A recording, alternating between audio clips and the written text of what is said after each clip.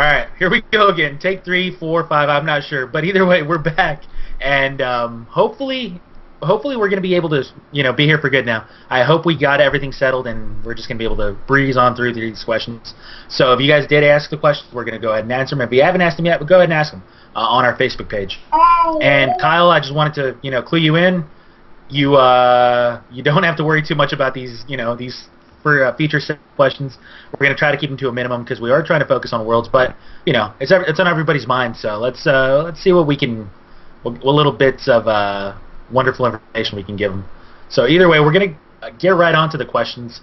The first question that I want to ask from last week is, he missed Frank Hamilton misses Bad Deck Monday. Will it ever make a return? I think that was the last one that we left on. Well, Pokemon TCG Online returns. Bad Deck Monday will return. Yeah, it used to be a lot of fun. I did it every week, but when the program shut down, actually when it started just glitching too much, I had to stop. And then now it shut down. So whenever it comes back, yeah, that was probably the most fun thing that we did. And whenever it comes back, I'll stream more. But until then, there's really nothing to do. Yeah, I was really surprised that Bad Deck Monday took off as well as it did.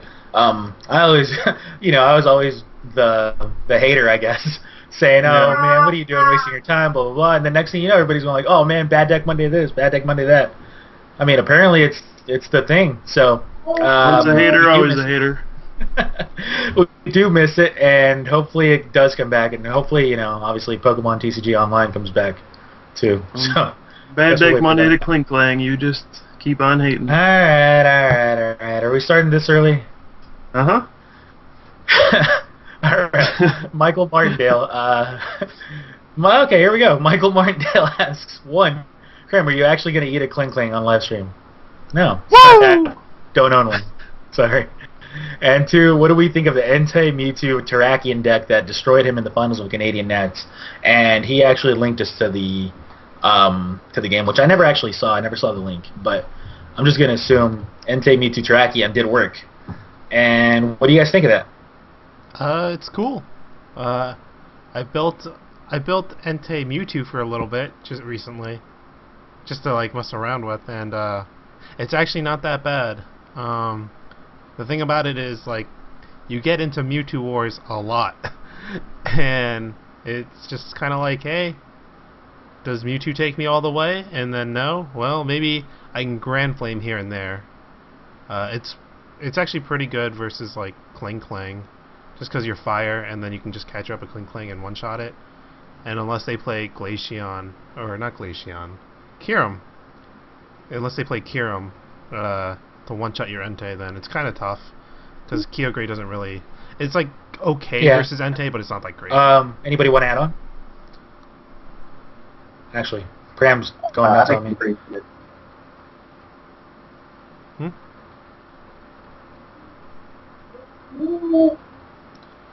Or did you guys say something? Yeah, well, I did my John, little spiel. you said something, but I couldn't actually hear you. Oh, I think it's actually pretty good. I can see how the strategy works out. If you ever get into Mewtwo Wars and say take over after all Mewtwo's are gone, and pretty much one game from there. Okay.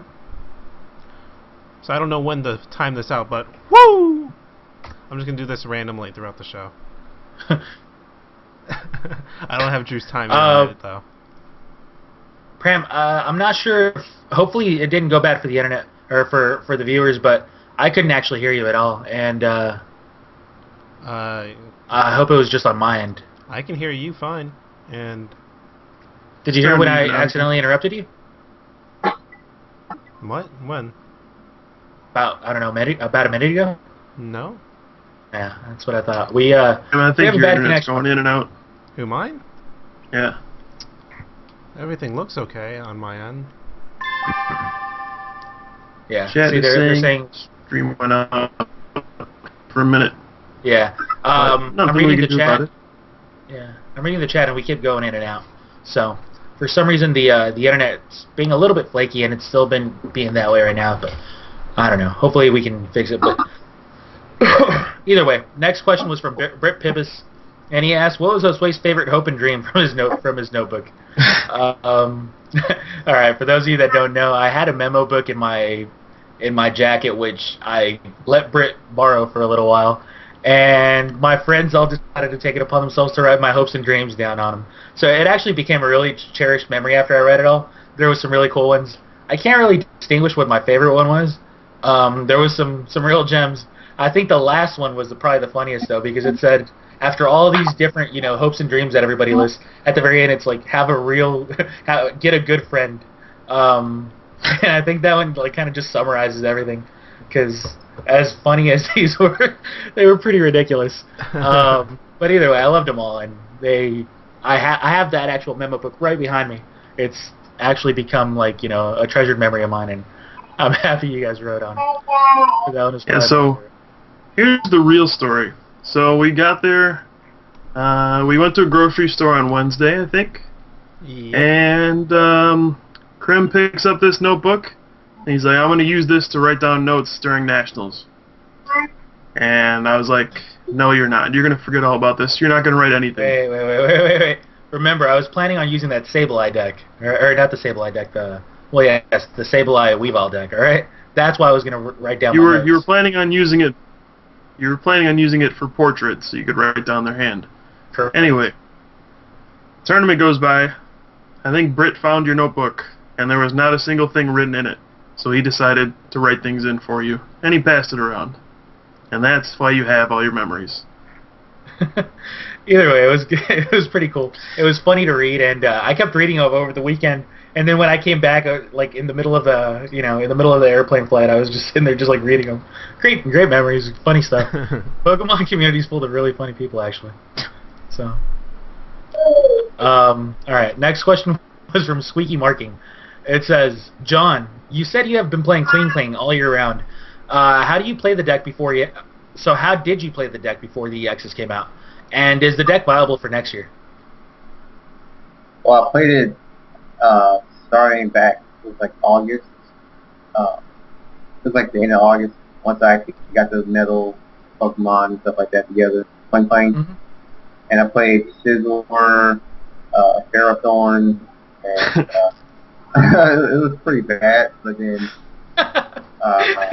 once Valrose hit, I'm like, I see a lot of Rex Explosion, and everybody's calling my deck bad. So, I'm actually trying to win with it. So I decided to completely change it and made it into Cling Scizor Zoroark, and that's how I played it for a long time. That it was good against DPS and Rex Explosion just because of the Zoroark. I played 3-3, and I retired it after. I think it was after regional that I retired it and started playing other fun decks just because I'm like, it was Valiant, I want to experiment with Electrode and stuff like that. And then I put my Cling back together, decided to build the old way, but it never worked. The format was just bad for the format, so I just scrapped it and then decided to wait until Dark Explorers came out and play the EXs. Play Darkrai and Groudon, Kyogre. So you actually played it before the EXs came out with you said with Scizor and with what can't I remember? Yeah. Unbelievable. Yeah, I played triple plus power in there so I could one-shot deck off the rest of them. Oh man. Yeah. It's humble beginnings. Let's put it that way. It had some humble beginnings, and obviously the deck became a powerhouse. So the best thing that could have happened for you was that the EXs came out. That was huge. I just want to throw out there, Cling was featured on Bad Deck Monday a very long time ago. It's got a game online where I deck somebody out using Palkia Dialga Legend. So I think that's where it really started. Yeah, okay. let's blame Bad Deck Monday for winning nationals. All right. I never actually wanted to play PGL on my deck. It's been suggested several times, but I'm like, no. Like, it's against the two most popular decks in the format. So. Yeah. The worst part was I sent it up, and then my opponent had a Zoroark, so he got to copy the attack for just free, and just kept adding 2 prizes. That's funny. And he doesn't have to discard any energy. I'm like, uh-oh. So I started with like 10 prizes before I got to attack. Wow. He didn't stay to the tried and true method of just using your attack? I knocked it out eventually. Oh. With what? You're playing Palkia Dialga. Have that water tech in there. Yeah, I had Suicune Entei Legend, Palkia Dialga Legend, Steelix Prime to get my energy back. I had everything, man. Seems like a good Are we idea. done talking about Bad Deck Monday yet? It's good memories, alright?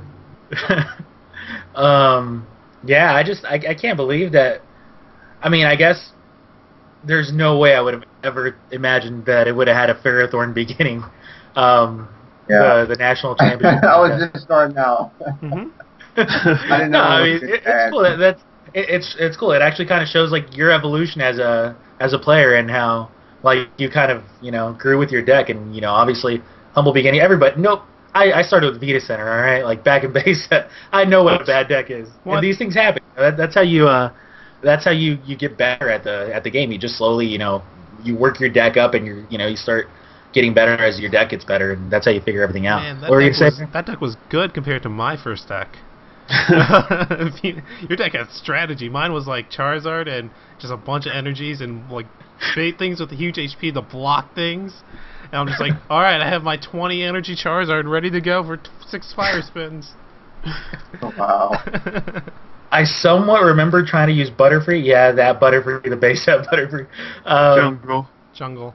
Okay, the jungle There was Butterfree. Metapod, no Butterfree. Yeah, that's true. You're right. I somewhat remember trying to use the Butterfree in a deck. So I was really bad. Let's put it that way, because that card was terrible. But I somewhat remember, especially after watching that episode. Bye Bye Butterfree, if anybody actually remembers watching that. I actually do remember watching that. Yeah. Of course. The best episode. Best episode of all time. Me and Kyle can good memories of it. But either way, yeah, after watching that episode, I became obviously the biggest Butterfree fan in my young 15-year life. And I built a deck around it and had some good memories with it. Never won a game, I doubt. I mean, maybe in Pokemon League, but never a good game. Card was terrible. But yeah, man, it was like 60 HP, stage 2 or something. It was so like bad. 40 damage I for 4 energy. It's so bad. But I was, trying to let the Butterfree go. I was trying to set it free or something. I can't remember. Terrible. But yeah, it's cool. I'm actually really glad you told that story, John, because I would have never guessed had you not told me. That you started with this deck. You actually did start with this deck, and it started, very. Very awkwardly, but it became the national championship winning deck, so be it. The next question is from Chris Gainty. He asks, is Crim still the greatest theoretical mind in Pokemon? Alright. At one point, no, Jason Anicherico, I have been at one point in my opinion. At one point I actually felt like I was one of the better players in the game. Obviously that was long ago. I just don't put enough effort into the game, unfortunately. I want to. Don't get me wrong, every bit of me wants to put a lot of effort into the game, but it's just really difficult. I think you have to be kind of young to be able to, put in the hours and be able to travel to all these tournaments. I mean, I'm not saying I have a family life or anything yet, but I am saying that it takes a lot of dedication to actually be really good at this game, and that's something that you didn't really have to do before because, I mean, obviously, people just didn't, there weren't this many tournament series. You didn't have to go to 2 regionals, 3 states, and nationals or anything like that. But now that everybody's putting a lot of effort into it, it's putting old dogs like me in a pretty rough situation. And yeah, I mean, I'm not going to claim to be the greatest current theoretical mind now. Historical theoretical mind, maybe. But I don't know if I can lay the claim to be the current greatest. Obviously, the final stone was thrown at nationals by John over here. And that's the one that kind of like, you know, put me down a size. It's all Sorry, right. Crim. That's all it alright. takes for you to admit you're wrong on something? Just someone wins nationals with the deck you just call terrible? Yeah, I guess. Because you would have taken a second, I'd be like, see, I told you. That meme I made it my that someone duty. made. Yeah, that meme was actually funny. I laughed. The meme that someone made was Kling Klang shouldn't win a Battle Roads. Kling Klang wins nationals. That sums it That up. says it all, man. Yeah, it says it all. So, either way, it's cool. I now have a new role in Pokemon, in my opinion, and that's entertaining all you fine folk. So, let's hope I do that good, at least. So, either way, let's see. Next question. Joel Montemayor asks, oh, great. The first sentence I read is, not to be mean, but Crims. Alright, let's see the rest. Not to be mean, but Crims, how does it feel to eat your own words? How does it feel, I'm just going to assume he says to eat your own words, and seeing a Kling Kling take nationals. And John, how was your match in the finals? Were you worried? How close of a game was it? So real quick, on my end, it doesn't feel too great, but it's alright. So John, how does it feel? Or John, how was your match actually? And were you worried? Okay. Yeah. I actually wasn't worried at all because, I was already thinking the least I can get is second place. So, it's just, if I win, I win. And then, of course I did. So I was really happy about that. Other than that, if I won everyone, I still been happy. So there was no worry. Yeah, that was a win-win situation if you would have lost. If you wouldn't have won, I would have won. You would have taken second. We would have all been happy. Mm-hmm. I would still been able to say, you know what? At least it didn't win, right? But it's all right. You had to ruin my dreams. All right. Next question's from Jack Eiler. He says this question's for John. Hold on. What? I just want to say, be happy that you did win this time, because it's a very, very, very long road back to the finals, and you might only be able to get there once. So it's good that you won the first time. Oh yeah. I'm very thankful for that. So. Yeah, second is great, but it's not first. Yeah, that is very true. Like after I thought about it for a little bit, I'm like, I'm glad I actually did win. I may have been disappointed once getting second though, but you know, like I still been happy about making it that far. I think Kyle's like the last person who should say it's very hard to get to the finals of nationals. Well, I'm telling you, even though I've made it there three times, yeah, it's ridiculous. You have to win so many times to get there. Like this year, I went 1-4. So what happens? I mean, it's that tough. All right. Are you done with your little pep talk so I can continue? Sure. Yes. Yes. All right. All right. Jack Eiler asked, the question's for John. You said you played Yu-Gi-Oh for a while. What do you think's a harder game and why? I think Pokemon is a little bit harder. Just the fact that you play a lot more skilled players. Yu-Gi-Oh, you know, it doesn't matter what deck you play. If you open up bad, then you lose. If you open up really good, you win. But in Pokemon, it's a matter of how you play throughout the game. So yeah, I think that Pokemon is a little bit harder. Good. I would have been very surprised if you would have said Yu-Gi-Oh. I never actually dabbled into Yu-Gi-Oh very much, but the little bit that I did play, it didn't really impress me. I mean, obviously I don't want to knock on the game, but it definitely felt like Pokemon was going to be a much more difficult game. Yeah, like I've talked to so many people in Yu-Gi-Oh. Like I got the nickname Gun Freaking Roberts at my store Yetis because I just own tournaments up there all the time, and I even last year I even defeated the national champion at the national. He was 16-1 and I was his only loss. Oh wow. Yeah, I got started off 5-0, but then of course because I didn't sleep or eat, I kind of got sick and started blacking out and just playing. So I kind of threw away my chances there. Started blacking out in the middle of a tournament. Yeah. But Yu-Gi-Oh is just really easy. You know, like not to insult anybody, you know, but there's a lot of bad players in Yu-Gi-Oh that don't know what they're doing half the time, but you know, they still win because they have the money to build these top tier decks. Oh yeah, man, so that's my opinion on it at least. That's cool. That's cool. I can definitely respect that. The fact that Yu-Gi-Oh, I mean, the fact that you actually play Yu-Gi-Oh competitively is pretty cool too. You have a good background in multiple card games, and that's, you know, that says a lot. It says a lot about your skill. Let's see, Lucas Moore. What was your favorite set of all time and why? Mine was probably EX Unseen Forces. Also, props to John for representing St. Louis. So we'll start with John. What was your favorite set of all time? Obviously, you're a little bit newer, so probably it's going to be a newer set, but we'll find out. I'd have to say Dark Explorers. Just the fact that this is like most of my attackers in my deck. The Dark Ride, Groudon, and all right. Argus. All right, I believe it. What about you, Kyle? I think it might be Hidden Legends. That set had a ton of good cards. I think that set actually changed the format more than any other set did in the history of Pokemon. It had like half the set was actually playable. Everything was really good. It had extremely good supporters, stadiums, Pokemon, normal and EXs, I think. So Hidden Legends was really good. It had like Steven's Advice, ATM Rock, Desert Ruins. It had the Walrein, the Melodic, Blossom, Metagross, Gorbis. Like 10 different decks just came from that set. So I think that was one of the best sets. Okay, Pram? I wasn't considering Hidden Legends, but it's up there for me. But I think my favorite's still Team Rocket Returns.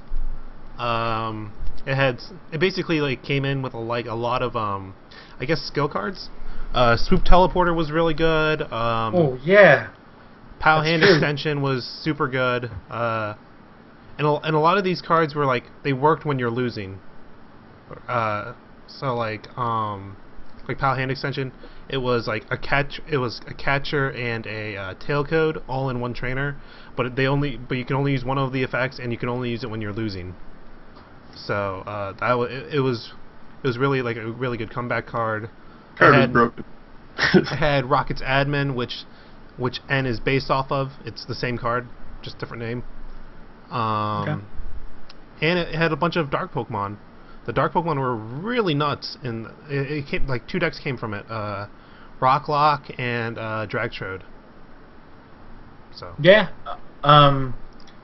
my choice is Neo Genesis, but it's the only set I actually remember. Team Rocket you just like flipping. You just like flipping coins. No, dude, I just liked. Oh man, I just like flipping coins, right? No, I love the Murkrow. I thought that was like probably the best deck of all time, or my favorite deck of all time, anyways. Yeah, but you made a really convincing argument for Team Rocket Returns. Pow Hand Extension was, I mean, that and Swoop Teleporter are probably my 2 favorite post Nintendo cards. I would think those cards were just awesome, and they just made the game so much fun for me. I play Control. That's my style, and at least Pow made that work, and then Swoop was just really fun, and nobody really got the card Swoop until it was too late. But either way, you made a great argument, but I'm still sticking to Neo Genesis because hey, I'm old. I just want to say, base set pretty good. Yeah, but it's like broken good. Yeah. Base set? Yeah, I mean, you have your computer search, your item finder. Oh, wait. We have a card like that right now. I think if you're going to have like a best set of all time, that actually might be the best set, even though the Pokemon themselves don't work anymore, but the trainers were so stupidly broken that it still might be the best set of all time. I can dig it. Let's see here. Alright. Not asking that one. Alright, Jason Killo asks, question for John. What did you do to celebrate afterwards? I actually went out to a Chicago-style pizza restaurant. on the way back home from Indianapolis. That was pretty nice. But the cheese on the pizza was just so big that I ate one slice. That was full. Okay. Pretty big pizza. Probably wouldn't be my first choice, but that's all right. It's still a fun way to celebrate. Everything tastes better after you do well. I wouldn't know. Yep. I think when I won Nationals, it was in St. Louis, and everything was closed. And I think we went to Hooters. And those are the best chicken wings you've ever had. That's perfect. That's how I would celebrate my victory. There we go. Let's see here. Wait a minute. I would have gone with you. We didn't go to Hooters. Yeah, we did. That was like literally the only place open at night. We went to Hooters? All right. It was Hooters or TGIF. You had those two choices. Or the place with quail. Oh, man. Do we really misplay? All right. Let's see here. Justin Zimmerman. I would just like it to be known that I beat Andrew Montep, that I was beaten by Andrew Montek in top 128. I would have played John in top 64, and I was playing Darkrai Hammers. Oh man, that's the berries. You should have skipped this one. He's so bitter. That's so funny, man. I'm sorry, Dustin. Or actually, I can't just be saying sorry.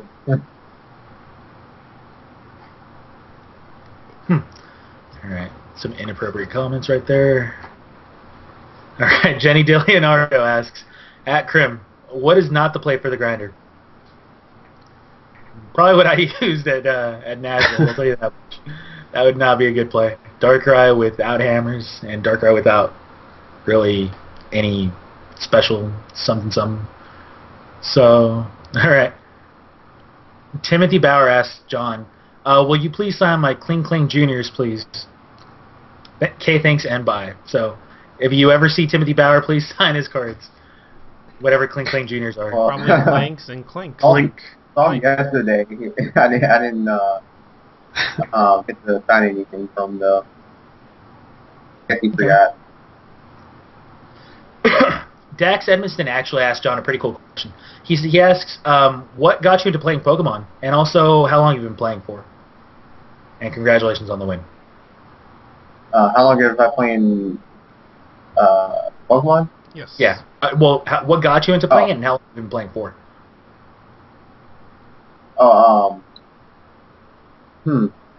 There's actually my friends from the Getty. They actually were playing, and they told me that I should start playing. I'm like, okay, maybe I will. Not right now, but maybe I will. This is back in like June or July or something like that. And I kept thinking, I'm like, you know what? I'm like, I really want to play, and so I had to use somebody's deck, and I started playing a little bit, and kind of got the hang of it, and I'm like, you know what? I'm gonna start getting my own cards now. So I bought a few structure decks and some packs and stuff like that. Put some really bad decks together that I thought was so awesome, and kind of just ran with it from there. Just kind of like put Yu-Gi-Oh! To the side a little bit and start focusing on Pokemon a little bit. So it was about August. It was like mid-August that I started playing. Okay. I think that's actually like the best way to start playing Pokemon, to start with like really, really bad decks, because it teaches you to play really well. Because if your deck is that bad, you're gonna have to try to outplay somebody to win. So I think it's actually the best way to start, to just start playing decks that are like just not that great. So then you can figure out ways to just like outplay people. You figure out how to actually play the game. Whereas if you started with just like a normal archetype, you might just be winning games because your deck is good, but you might not actually be understanding how to actually play the game. I don't know if that makes sense. So I think starting off on your own and making your own like not so great decks is actually really beneficial. Okay. I know I learned a lot from it. Yeah, I mean, Kyle is right. Like I said, we all got started somehow, and that's the best way to do it. The people that get started playing other people's tier 1 decks don't really learn, the mechanics of Pokemon. They don't really learn, what makes good decks tick and everything like that. They just kind of like get tossed into that, or they, get tossed into Durant, which is even worse probably. But either way, that's a really good way to learn it. I'm glad you learned that way because obviously it led to good results. Okay, here we go. We're gonna go to our next question, and that one is from, I want to say Bodie or maybe Body Cutler, and the question is, well, first of all, he's congratulating John on his Nationals win, and second, he's asking for all of us. He's asking a question to all of us, and he's asking, what do we think is was the biggest underachiever at U.S. Nationals this year, and why? Let's go with Kyle. Kyle Sukovich was the biggest underachiever at Nationals this year. Deck. No, I'm just going with Kyle. I'm just going with Kyle, man. No, deck-wise, Zekiel's maybe? I mean, it was played so widely, and It only got second. I think Dark Riot. Yeah. Well, I mean, obviously it took second, but just because it took second doesn't mean You're right. that, like, the entire... You're right. That, If it got first, it would have been a normal achievement, right? yes. No, what I'm saying is that for as widely as it was played, then it didn't really get the results that it should have, I don't think. I say Cling Clang. There was like, I don't know how many, but there had been like at least 50 other ones there, and I don't think a single one made top 128 besides mine. Really? Like maybe one or two more. I'm not sure, but that's what I heard. I'm not sure if it's true or not, but from what Well, I heard, got owned by like it all day, so It's they at least had to buy with me. Crim, you realize there were 2 Zekrom Electric decks in Fate? I'm sorry? I couldn't hear you. There's 2 Zekrom There were- Electric decks in top 8. I mean, yeah, but I mean, maybe it's just the rounds that I played against people, but I could have sworn that Zekrom Electric was, I don't know, maybe 40% of the field. No. That's a lot. Well, played against a lot of people who were playing Zekrom Electric. When they weren't playing that, they were playing Clink Clink. So Let me tell you what you did. You played against 6 people in a field of 1,000. I realized that, Pram. I realized that. Pram. Variance can make you play against 6 eels. I also, all right, fine. I might be wrong. And also but make you play what do against 3 guys Cling think Clang is- decks. Yeah. What do you guys think is the biggest underachiever then? Vanillux. How's that an underachiever? Because it wasn't like really. I mean, like for the amount of people who I saw play it, and it didn't really do too hot. Like it kind of did what we like. People expected it to be like, so we got to put an Espeon against Vanillux or Cures and stuff like that. But I mean, because every other deck was actually, I think, pretty well represented in the top cut. So like the only deck that I can think of that was like kind of hyped up, but was missing from like later rounds in the top cut was Vanillux. Okay. What about you, Kyle? Kyle? Hard time. I think Dustin was the only one who made top 120. I don't know if one went farther than that. So that Hammer Time deck got a ton of hype after the guy from the deck out. I think his name's Asa. After he won his Nationals and posted his report, that deck was supposed to blow up and be a huge deal, and it made 128. I don't think it got any further. Dark Ryan General did, but not that version. Now, one thing that was actually kind of weird was that the Crushing Hammer version of the deck, the Hammer Time, it wasn't played very much. Like, at least not as much as I would have expected coming into the tournament. And obviously that affected its results quite a bit. But do you guys feel like that was the product of the metagame, or just people, getting hyped on other Darkrai builds? I think it's just part of everyone goes, I'm going to have to play 9 rounds? I'm going to have to flip how many coins? No, Yeah. thank you. Like, personally, Yeah. I think the deck is kind of bad. Yeah. It's just not consistent. Like you said, they don't want to depend on the coin flip, and the fact that it takes up so much space in the deck, keeps you from being able to pull off late game like victories. You pretty much have to win early on by getting all hands on your crushing hammers. If you don't, then the game's pretty much over. Yeah. And actually, Vanillix made top 32.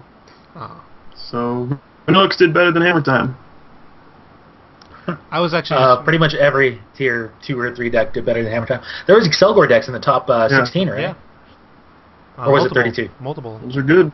Yeah, Excelgor was Yeah. doing well until Yeah. I think John took one out. That deck overachieved, in my opinion. But story for another day. I don't think that deck overachieved. It's just a really, really good deck. Okay. It's good. It really is. Dwayne? It's really hard to play against. Okay. Dwayne Schoenberg says, "Did I not say Groudon will win Nats?" And who do you think will be in that Pokemon Hall of Fame's first class that I talked about? All right, there's another Hall of Fame question. First class? We've already mentioned this, I believe. We've already had It this. depends Like, how many people are in the first class. First off. well, it depends if there's even going to be a Hall of Fame. So let's not get ahead of ourselves. No. The hypothetical is if there is one, who would be in it, not whether they'll make it. So. Okay, Yeah. that's fine. So continue. let's just say 3 people. Just make it easy on us. Jason Klasinski, that's an easy one. Mm-hmm. After that, Yamato is an easy one. Good full off. yeah, See full up, maybe, yeah. yeah, I can see full up. If Kyle ever I'm does just gonna- well at Worlds, I could see Kyle. I'm just going to throw a curveball out there and say Josue Rojano. I'm just saying. I could see think him. there's I a could very see him on the legitimate chance of panel. that. I can see him on the panel to decide who gets in, but maybe not on the ballot. Or maybe on the ballot that says participant, who's filling out the sheet.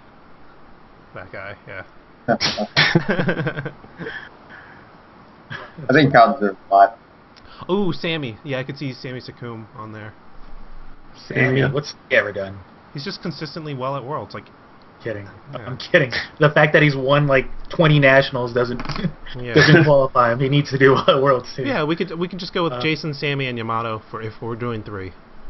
Okay, I can respect that.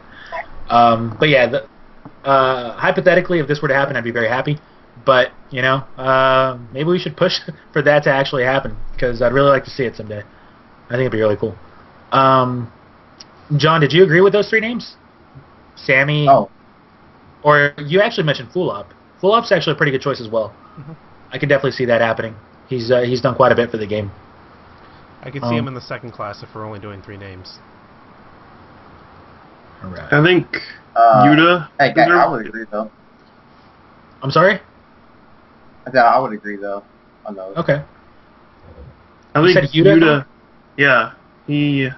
Sorry, Pram. Earmuffs. No. I He saw won. pictures of him in like, doing well at Old Worlds. So Yeah. He won Worlds 2010, and he took 3rd in 06, or 4th, whatever it was. he lost So to he's Jason, I got- believe. He lost to Jeremy. Oh, Jeremy. Or Uh. 06? That's the year Jason. No, I won. thought Oh yeah, he lost to Jason. Yeah.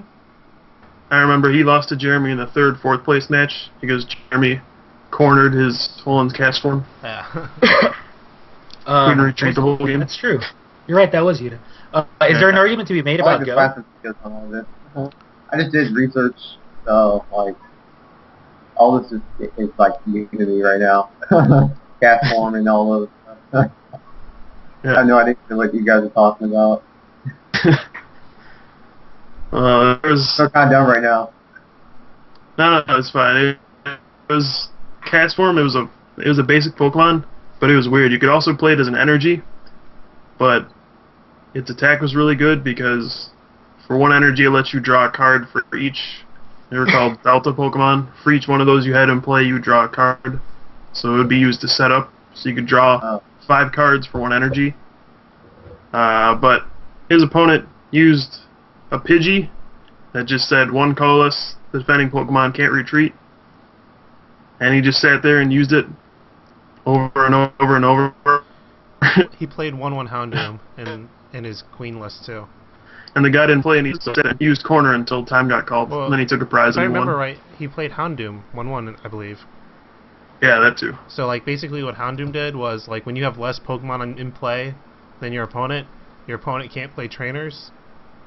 So he couldn't use Switch or Warp Point, and then just sat there getting cornered until game. You guys remember all this stuff, man. It was a pretty epic moment. Yeah. But yeah, is there an argument to be made for Go? No. No. Didn't he win nationals and top 2, then top 4 or something like that?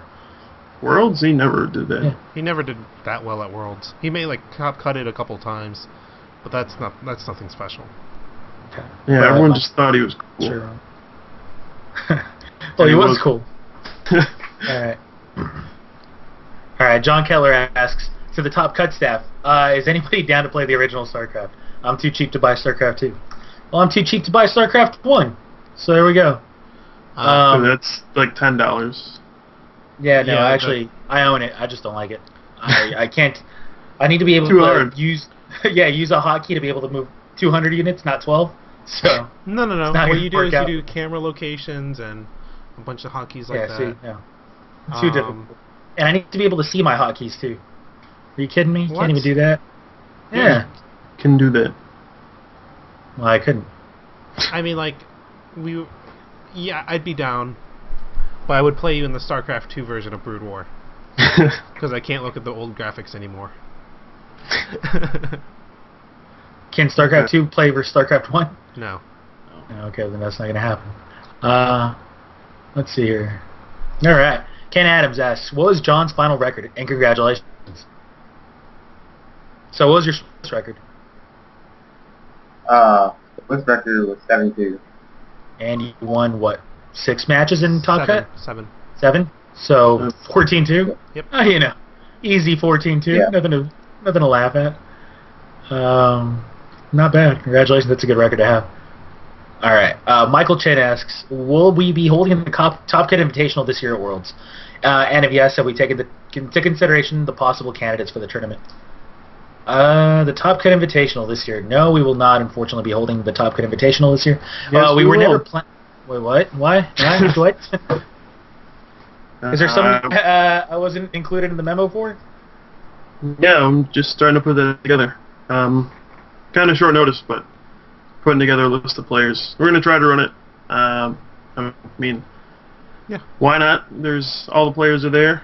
It's just a matter of, is everyone going to be there Sunday night still? So I'm working on it. That'll probably happen. We'll see. Okay. Cool. Yeah. Thanks for letting me know. No, Hey, man, I will thanks not for be able to- answering without like looking at us. Never mind. I will not be able to this year, so I will not. What happens when you personally don't show up to partake- Worlds? I will not You're personally left out of partake the in the Top Invitational. Hopefully, they can somehow manage to entertain you guys without me. See if Should that be can easy actually. enough. Let's not we get can ahead of do that. ourselves. Let's not get ahead of ourselves. I saw the national Yeah, coverage. Pram. Let's not get ahead of ourselves and answer questions. All right. Kevin Murphy asks, "What's everyone's favorite type of cake?" Ooh. I like red velvet with cream cheese icing. Yeah, I like red velvet too. I like marble cake. Ooh. Kyle, you have a favorite cake? There's a specific type of cake that I get from a bakery around here. It's like a couple different layers. It's like custard and then strawberry. It's really good. So it's a strawberry cake with custard in the middle? Pretty much, yeah. Okay. There you go. Awesome.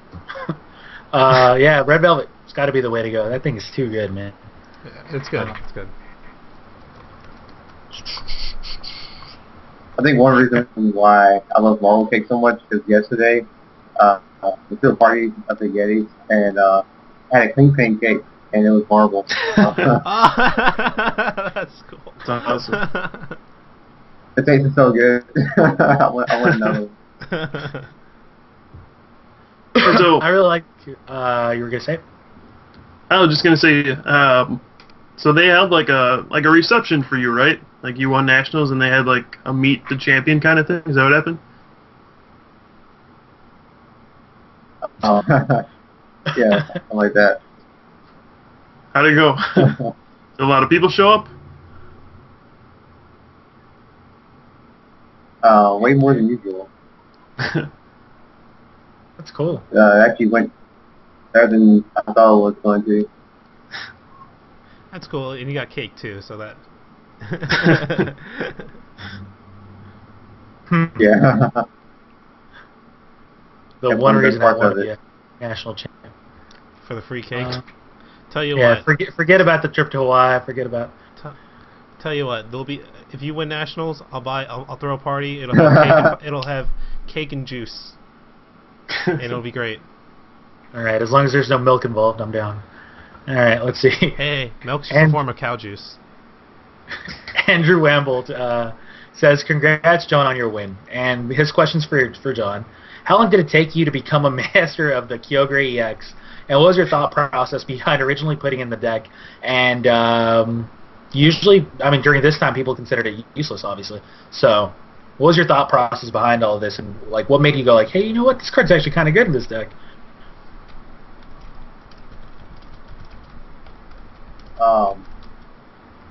I was actually kind of a master of it like right away. So I like almost immediately started using it as my main attacker. Like ever since I started playing the deck, and it pretty much just destroyed everyone. And it did the whole entire tournament at national. It won me 6 of my 7 wins in Swiss, and the top cut it won me a game. It won me 2 games in my top 128. 1 game in my top 64, 1 game in my top 32, and my 64 and 32 were both eels. So, and also it set up a quadruple prize in my top 4 match on 2 different NPXs, while Trakian was hitting me for 70 at a time on my target, and then in my top 2 match, it beat Kevin game 2, knocked out 4 eels. 4 Kylo. So it actually was the MVP attacker in my deck the whole tournament. Yeah, I think it's from all the experience that I used throughout testing it. Yeah, I think Kyogre is actually really good. It's definitely cool knocking out 2 Oddishes or something like that. Yeah. Oh yeah, did that too a couple times against Hoffman. Like Vileplume's world just falls apart after that moment. Yeah. Yeah, it's got to be brutal now that I think about it. That what? does actually give you a pretty nice edge against the Vileplume variants. And Vanillux, if they're playing the wrong Vanillites and they only got the 50 hit point ones, it's game over. It was game over before it even started if they're playing the wrong Vanillites. What I actually did against the 68 feet ones was I dual splash it once. That's if I didn't get a trump off the turn before. So I dual splash it once and then follow up with, like I'll bring up Groudon and then stop knocking both out at the same time, and then at the same time, like, maybe knock out an Odyssey too. Because, let's say, I trump once, turn 2 on the Odyssey, 20 HP. And then next turn, shift gear, bring up Tiger, dual splash 2, what's it called, Melches. Next turn, bring up Ground again, prompt knockout, 1 of the Odysseys, and both, Vanillish, or is it Vanillite? Vanillite. Yeah, so, that's if they didn't evolve them, but, I actually pulled that off one time during the tournament, where I knocked out, 3 at one time, prompt. Well, against the Vileplume deck. I did it another time, one of my top 10 matches. Yeah.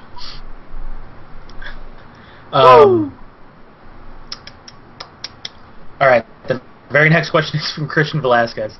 What was the reason the staff gave us for not being able to record the top 2? They didn't. Can't really give you guys a good answer for that one because we didn't get a reason. They just said we weren't going to be able to do it. We argued. We tried. We pleaded. They wanted to do it the right way. Yeah. I wouldn't call that a reason, but that is what they said. So either way, unfortunately, we weren't able to record it. We did try. We tried to argue our way out of that one, but it didn't happen. And it's unfortunate, but again, you guys have been doing actually a pretty good job of speaking up for the Pokemon community, and I really like that. I saw a couple of threads made, and hopefully some does get changed, because I would like to see these videos recorded in the future. So that's enough of that question. Joseph Moore Costa asks, for John, what was the toughest match you played throughout the weekend?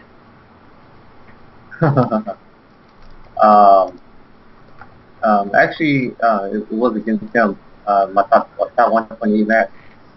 I was down 5-1 and played him in through 5 cards, and I just happened to know all the cards I needed, which was a Darkrai, a Max Potion, Rare Candy, Clang, and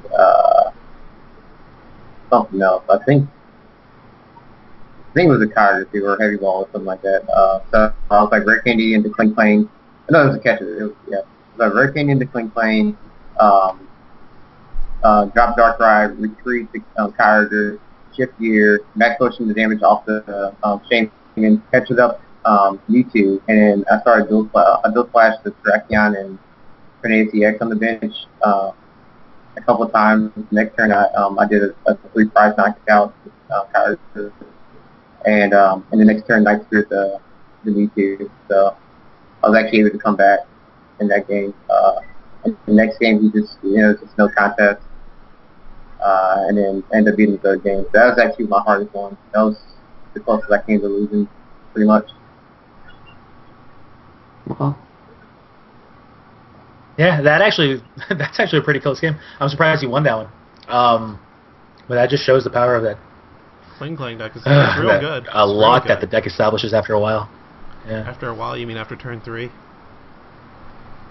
Yeah, I mean, I don't mean like after a long while. I just meant like eventually the deck establishes a lock that you just really can't beat without certain cards. All right, here we go. Brandon Salazar is asking us a pretty difficult question that I'm not sure we're going to be able to really give a great answer to, but we'll try. He's saying that the format for 2012 to 2013 season's Black, White, On. He wants us to give him the top 5 cards that we're going to miss. I'm going to assume, in order when Rainbow sets get Energy. rotated. Rainbow Energy. Top 5. I guess everybody can take a few seconds to figure it out, and then whoever is ready first can speak up. Do do do do do do do. I have like 2 right now. All right, throw some Hung music on so we can have some time to think about this. I have 1. I'm stuck on Shaman. 3, 4. All right. these are like all the cards. I'm just like glad that they're rotating. I'm not gonna miss like anything. Okay, I think I got 5. All right. Yeah, that was the problem I was facing. Was like, Yeah, me too. I don't mind Junkar being So gone. I'm gonna miss Yon Mega. That card was cool. Okay. I'm gonna miss Magnezone. Okay. Yeah, I'm gonna miss Smart Mag a lot. I'm gonna miss Electrode Prime because I just like gimmicky things like that.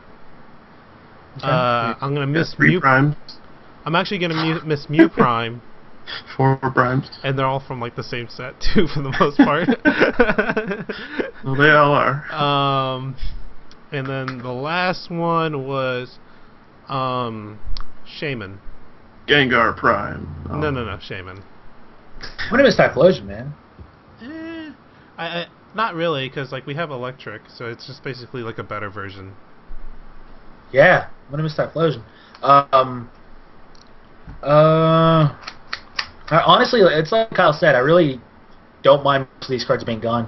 I mean, if Catcher wasn't in the format, I'd miss Junkrum, but it is, so there's no point in even saying that. Smeargle is not good for the game. Jeez. Yeah, Junkarm's Magnezone. Junkarm's terrible for Magnezone's the 1 game. through 5. Yeah, Junkarm's terrible for the game. Dual Ball maybe, but I just dislike the flip part, so I don't really miss it. Yeah. Meh. I'm gonna miss Professor Oak's New Theory. I think that card's really good. I know it's good for the game. Yeah. You got any cards you missed, John? You already said Rainbow Energy. Rainbow Energy. One, yeah. Well, actually, it's my list of 4 because two of them were tied first. Okay.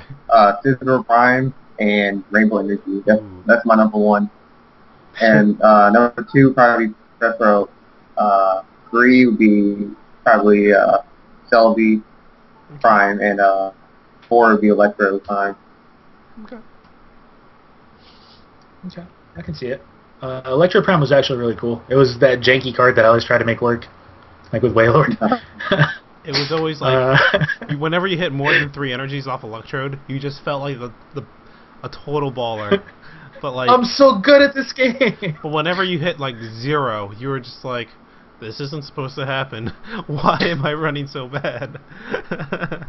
At one of the cities in the city marathon, I played the Electrode Prime deck. I think the second city. I actually think I got pretty far in the city too. But either way, I played the Electrode Prime deck, and in one match, I kid you not, I did 3 different Electrode Prime activations, and all I needed was one energy, and I didn't get the energy until the very last card of the last of my last prime activation. I was sitting there just like sweating, and it was finally like I hit it on the last card, and I was just, I've never been so nervous in my life. I hate cards like that. I hate like the Electric Prime there. I hate like Vanillix when I have to flip 4 times. That's the worst feeling in the world. You're just sitting there like, you get double tails and you're like, oh no, I'm about to lose. And yeah, I went for 21 cards, and all I needed was one energy, and I got it on my 21st. Such a sick situation. I guess to say how I came up with the. Oh, you go ahead. No. Go ahead, John. How I came up with my CMT with Crim was I actually played Electro Prime and Selby Prime in the same deck. And it actually worked really well, but Electro was just telling me though. I'm like, I really don't want to play this anymore. Like I used to just go Force Breath and get turn 2 Glaciate and stuff like that. Either that or have Electro to blow up. And I really didn't want to play that anymore because it was too risky. So I just went to anti Crim. I used to play Sharpers and everything I do. So that's how I kind of evolved. Like all my decks that made evolve. So they never were like as good as Kyle, they were. did you want to have it? Right, you go ahead, Kyle. It's alright, dude. Do I want to add anything? Yes, please. No, it hasn't rotated yet. Yeah. My cards are all still with me. McGame's leaving, isn't it? It's still here. It hasn't left yet. I don't know why you're talking about this. Oh my goodness. Why do I even bother with you? I think Vince would miss that. Yeah. That's fucking on the game. There's actually another guy named Vince from Chicago area who actually used Meganium. Blasco, yeah. Yeah, Blasco, yeah. So, So you got he's two, good. I know 2 different Vinces that love the game.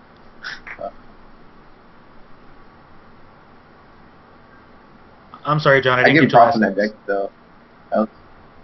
Okay. Yeah. I was saying, I know 2 different Vinces that love Meganium. Oh, Yeah. okay.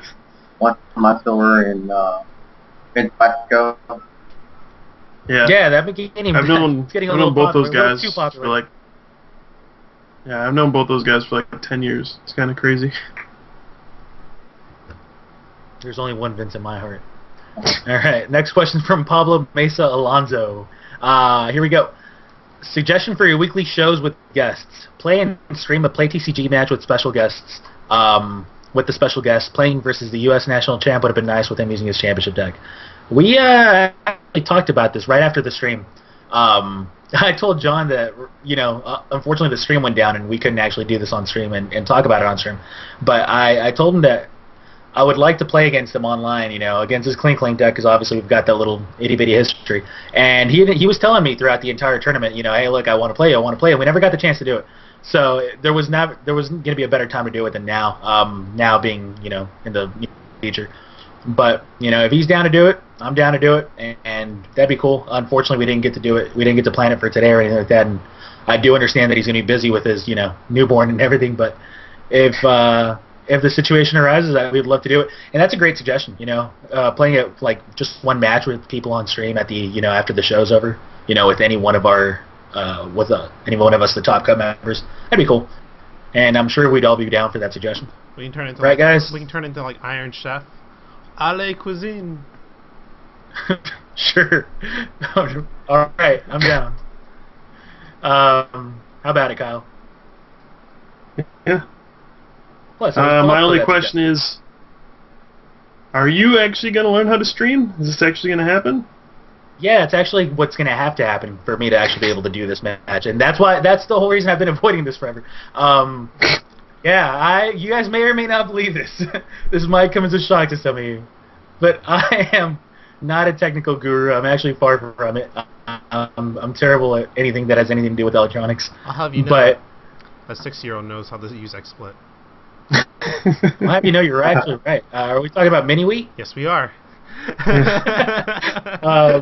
Yeah, actually. I just have to actually put the effort into learning it. I'm sure it would only take maybe a couple hours to figure it out, but yeah, it's just you being lazy, that's all. Yeah. I mean, if it's for a good cause, and if it's for for me to get my butt handed in front of the world for opening my big mouth, then absolutely, I would love to. Why not? I'll even use my tournament deck, which actually does really bad against Kling Kling, but that'll give me an excuse for after I lose, so I'm down with that. Sneak in 4 lost removers. Dude, what are you talking about? Of course I was playing. I was playing the Crushing Hammer deck. He's just playing. His deck is just 4 Sableye, 4 Lost Remover. He's like, all right, I'm gonna win this game. I'm gonna drop a ball for one. John pulls out the Zekrom Electric and is like, joke's on you. All the energy remover in your hand, saying, "Oh, I'm about to win this," and then you see the odds down there, and you're like, "Oh crap." I don't want to talk about this right now. That's a terrible thing. But yeah, I mean, we'll definitely try to get that down, and I'll have Kyle or Pram help me learn how to stream early in the week next week, and then whenever we'll have time, we'll announce it, and we'll definitely have that little show match for everybody's enjoyment. And please don't make fun of me too bad when I get XO'd. But the next question's from Kuran Hill. He's saying just Top Cut Invitational. So yes, I mean, good. Luckily, I already know that there is going to be a Top Cut Invitational. So now it's just a matter of figuring out the details. One question that I do want to ask, and since I'm going to be spectating the Top Cut Invitational this year, will there be a time limit? Please say yes. Time limit rounds. One of the things I would like there not to be a time limit. Unfortunately, when you have Jason Kozinski in your tournament, not having a time limit becomes a bit of a liability. But I don't know. We'll have to think about it. All right. Let's just not run into that situation again. Where last year he had an APOM, the one that moves energy off your Pokemon, and the other guy was just manually attaching an energy every turn, and they were just kind of stuck. Nobody could do anything, and it was just draw pass until one guy decked out. That was not a good situation. If there is a time limit, there should be. We'll probably have it at a reasonable enough time to finish 3 games. But cool. Yeah, absolutely. I'm sure we'll probably have to put in some kind of time limit because of Jason. Yeah. Alright. We're going to ask one more question before we go to the break, because then we're going to be getting into this week's questions. Hey, go figure. This question is from Gabriel Kuros, and he actually says, Josué Rojano is one of the best commentators. He has the voice and charisma that is perfect for this. Utilize him. There we go. Perfect way to cut into a break. I will gladly go and get myself some like to have soda. You commentate. Wait, what? We would have liked to have you commentate Sunday at Nationals. Absolutely. We all would have liked that. Every last one of us. And it'll happen soon, I promise you guys. This voice of an angel, this charisma of a something. You should have It's here just for went with everybody. Angel. It's just Everybody's enjoyment. So let's just But while you're let's just ahead. stay tuned for the next thing that I've got to say. All right, guys, we'll be back in about 5 minutes. Please don't go away.